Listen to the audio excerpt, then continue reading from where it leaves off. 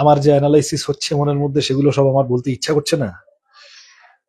চেষ্টা করছি বিশ্বাস না করতে যা চারপাশ থেকে লোকজন বলছে সেগুলোকে। সুতরাং এই কারণেই আমি গতকাল অব্দি তোমাদের সাথে কোনো কথা বলি। আমাকে ঘিরে মাঝখানে একটা জল্পনা চালু হয়েছিল, সেইটা আমাকে অ্যাড্রেস করার জন্য বাধ্য হয়ে কিছু কথা মিডিয়াতে বলতে হয়েছে, আদারওয়াইজ আমি বলিনি।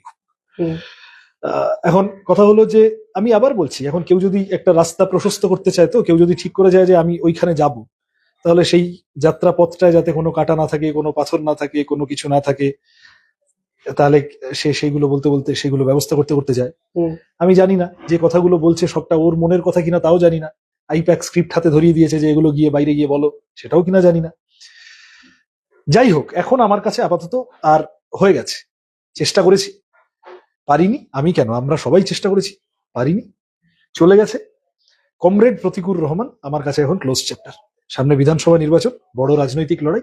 সিপিআইএম কর্মী হিসেবে তৃণমূল কংগ্রেসের সাথে যে রাজনৈতিক লড়াই লড়ার প্রয়োজন, সেটার দিকে মনোনিবেশ করবো।